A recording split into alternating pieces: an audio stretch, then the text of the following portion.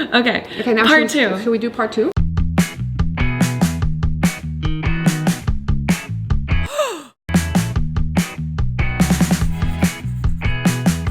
So here we are. Hi, it's so lovely to see you again. Alexa and I have been doing videos we think that one of the big battles of life is to figure out how to recharge, or how to not be constantly drained by whatever it is that drains us. Alexa is decidedly an extrovert and I'm an introvert. So we have been sharing with people what we've learned about how we manage our energy. And this is our third video about how to manage our energy. And what we're doing is answering questions that we're getting from people who look at the videos or who read what I write on social media. Yeah, perfect. Let's kick it off. So, first question. Would you say something like ambiversion exists as well? Definitely. So you can be an introvert, an extrovert, and an ambivert. An ambivert is, I think maybe to a certain extent, we all are, which is someone who gets energy both by socializing and by being alone. Yes. And I think, as you said in a previous interview, we all have every extrovert has a little bit of an introvert within, and every introvert has a little bit of extrovert within. But this is about how to identify what it is that you need and how to accept yourself, and how to be the person who gives you what you need so that you can be happier and hopefully go through life a little bit less exhausted. Yes.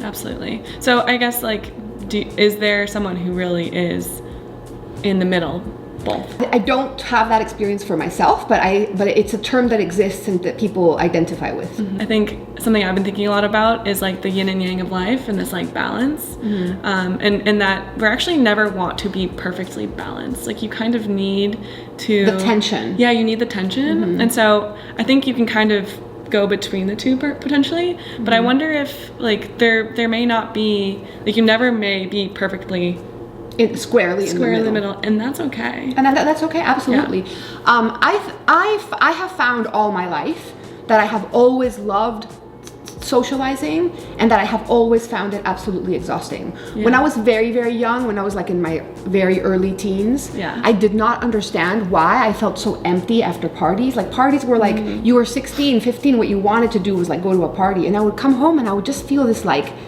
devastation, like internal devastation. Oh, no. And it took me a very long time to understand that I was just completely drained but after like going to parties. And the notion of, oh, wow, I don't like parties is actually very difficult to come by when you're surrounded by people who like parties. So I think that this kind of sharing this information and talking to people about our own experience with energy, my hope is that someone out there is going to be like, oh my God, it's okay. I don't like parties and that's okay. Or I like people but they exhaust me. Or I actually would rather be alone. I think that whatever you are is okay. Oh, this is a great question.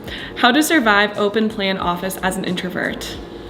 Oh God, open office plans are the worst idea possible. Which is a very, very popular idea here in the San Francisco Bay Area. Most tech companies have this open office. Who did this to me? So yeah, I'd love to hear your thoughts on this one. So the way I survive is usually I hide, and I'm not even kidding. If I need to, I hide in the bathroom. I cry behind closed doors. No. I go to the stairway and I like sit in the stairs in the back and just like sit there. But I'll tell you, functionally, I'm a writer, and being around other people and around noise is it's so exhausting, and it's so disruptive to my inner processes that I actually tell my team that I'm going to hide somewhere and I go sit somewhere else. For me personally, a lot of people find headphones really helpful, and for me personally, I don't, because I am both incredibly introverted and incredibly nosy, and if I can't hear what's going on around me, I actually feel like I'm missing something, so I need to like recluse myself. I was gonna say, even if you have the headphones on, you're still in everyone's energy. Like that doesn't go away. That is so true. That's so true. So usually I leave. An office plan encourages me to go find a place where I can hide. So I think maybe this person is looking for some strategy. So that is one. Would you also say telling your team like you're going to go away is helpful too? Absolutely. And you know what else helps a lot too? To everyone, not just to my team, but to you, to my friends. Like I'm an introvert. Yeah. I am often confused with an extrovert because I'm so social, but I actually will abruptly need to leave. And I feel like people knowing that, and people are like, oh, that's just Dushka. She's out. She's done. Yeah, it's like helpful context. It's just so helpful. Yeah, you're not the only introverted friend of mine that I know that does that. Yeah. And yeah, it's totally fine. I understand. And also because it's very stressful to feel like people would take it personally, like, oh my God, you left so abruptly, what happened? But sometimes, you know, you develop a code with your friends where you're like, code red, I'm done, we're leaving. Yes, maybe that's back to in the first video when we talked about someone had the question about anxiety from like switching between social and non-social environments. Maybe that's where that anxiety could come from. Yeah, absolutely. I know for a fact that sometimes people are like, I can't believe you didn't come to my party. And I'm like, I can't believe you don't remember that I don't go to parties. So I think it really helps to be more open. Or when you go into a party and people go, I'm so grateful that you went through the effort of coming here. And I'm like, well, enjoy it because it's going to last about 5 minutes. Yeah, right. Yeah. My friends tell me that I have a 47-second tolerance, that I stand at the entrance of a bar. And after 40 seconds, I'm like, bye. It was really nice to see everyone. Yeah. That's amazing. Okay, water break. Water break. I love the size of our glasses. Dushka likes to serve myself frequently in small little glasses. Yes. Yeah. Because there's a ceremony in it. I like that. Okay, let's see. Here we are. 12. Okay, do you think one can gain energy both from engagement with other people and from being alone? Okay, so my answer is yes, but also so I'm constantly creating and making right now like a lot of videos, and it's very personal for me. And we talked about this, I think, in our first video too. It's like I use social media sort of like journaling. Like I like to like explore my thoughts in my head in like an Instagram story, for example. And to me, that's sort of like visually journaling my thoughts. And it's very personal. But because I'm sharing it, it's allowing me to connect with a lot of people too. And that's very energizing for me. And so it's like, even though whether I'm creating something out in the world, like working at a cafe, being around a lot of other people, working on video projects with other people, like whether I'm like in that energy or creating something at home, like a lot of it kind of comes back to wanting to connect. And so it's like, yes, I feel energy from both. It's almost like they feed on each other. Yeah. For me, they feed on each other, but in a different way. I never get energy from other people. I am invariably exhausted from being with other people. The rate at which I lose energy depends on a lot of different things. Not everyone drains me in the same way, but typically if I'm with one other person or two other people, I'm okay. And if I'm with the more people, then the more tired I am.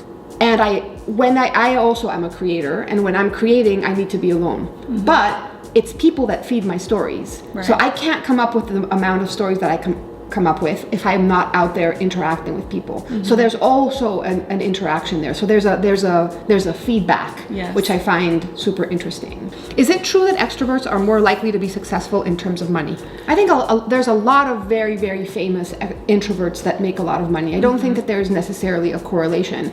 I think that the thought that the world benefits one or the other, I just have never found that to be true. And I'm speaking as a very, very introverted person who could very happily survive with like minimal social interaction for weeks on end. I think it kind of always goes back to this, like, if you're taking life as a challenge and like anything that comes at you as a challenge, then we could say, like, sure, if one person thinks that the world is designed for extroverted people and that makes it, basically that would make it more challenging for introverted people, well then that's like they're at that advantage because they have this like great challenge that they can become better people. And much like your answer about jobs in a previous interview, it's basically what you make of it, and you know how you decide to apply your own strengths and your own personality to whatever the challenge is. Yes. Exactly. So if someone tells you that you're at a disadvantage because of who you are, don't buy that. So then we have, is extrovert or introvert relative? Can I be an extrovert to a person who is more introverted than me? Oh, like depending on who you're around? Yeah, so most of my relationships have been with guys who are also introverted, just not to the extent that I'm introverted. And they've always gone around thinking I'm an introvert, and then when they meet me, they're like, oh my God, you are actually you're more introverted than I thought because you seem like such an extrovert. Yeah. And so then they realize that compared to me, they're actually quite extroverted. So they're the ones who are like, let's go to a party, or let's go out, or let's go to dinner, or let's see friends. And I'm like, let's just stay home. Yeah. I've been around some really extroverted people before and have felt overwhelmed. you're like, I now know how introverts feel, which is so good for empathy too. It is, yeah. Yes, so every true. extrovert should hang out with a massively extroverted person. Yes. All right, next question. I'm in a hostel where I can't be alone to recharge. What do you think? What do you do in this kind of situation? Yeah, I think this question is very similar to the question of what do you do in an open floor office, which is you have to go look for what you need. So you might not be able to find alone space in the hostel, but you can go to a coffee shop, to like an empty, unpopular coffee shop during the day and just find time alone. You can sit in a park with a book. Like there's a lot of things that you can do to find your own space. I'll tell you that the hostel situation would be particularly difficult for me because when I look for space, I actually need an enclosed space. Yeah. So it's not just that I need a room in a house, I need my space. I need it to be all mine. So a coffee shop would not be enough. But I think that I can give myself the time that I need to myself, even when the situation isn't ideal. And what I want to impress upon people is that it's worth you going out of your way to find it. Being an introverted person in a hostel, I mean, that's gonna be challenging, right? To like be sleeping in a space and like living in a space with other people. But it's like, I could not live in a space with what other do you people. do? So I've never had roommates. Oh wow. And never, unless they're like my significant other. Yeah, right. I tell people I've never had roommates unless I'm sleeping with him. Yeah. But I would be unable to share my space with other people for a length of time. If I travel with friends, I get my own hotel room. I just, it's too exhausting for me. It's probably a trade-off too with like the hostels, because I know that there are the hostels that are cheaper are the ones that are shared spaces, and there are some rooms that are single. So it's like the trade-off of maybe spending a little bit more money to having your own space and knowing like what you would need to like enjoy your experience. So I would consider spending more money to have my own space worth not paying for something else, like not going to a fancy restaurant or not buying so many things or whatever. That's similar. Like I've always been okay with spending more money on food for like quality food. Especially in college, like I would just buy like raw food, and I would just like eat like quality like raw. That's really good. Food. That's so good for you. Yeah, exactly. But I was always okay with that because I knew that was like important to me. Yeah. And I needed that to be healthy and to be energized. Yeah, that's a very good tip.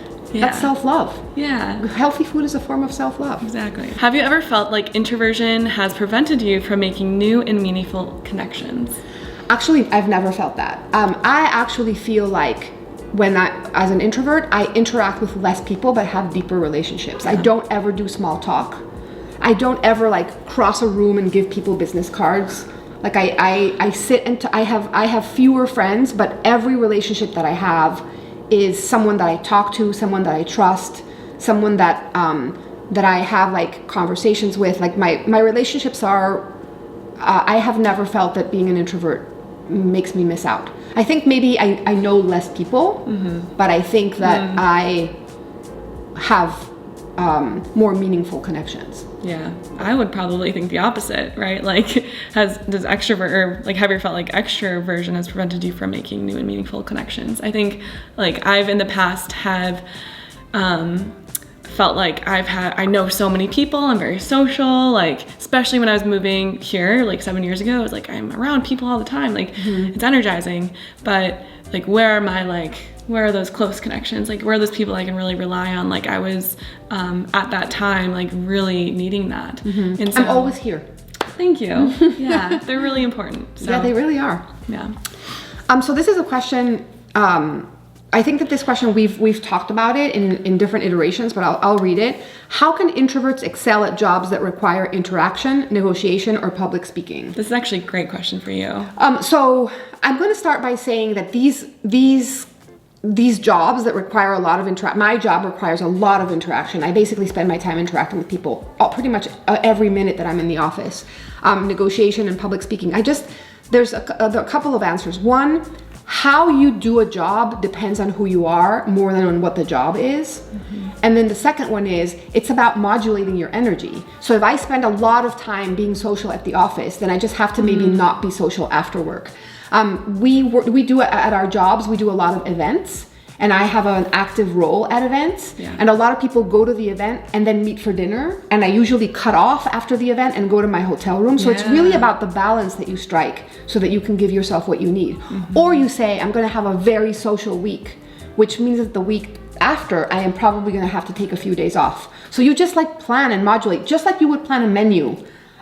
You might say, I'm gonna be working a lot this week and I'm not gonna have time to cook, so I'm gonna cook on Sunday. Modulating your energy is like organizing your refrigerator. Let's tweet that.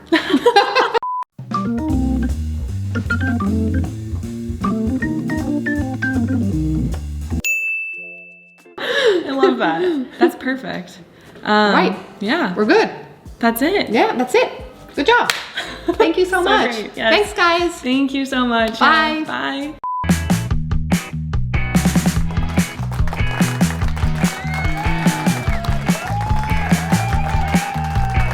Yeah. We're so effective. That was so fun. It was so fun.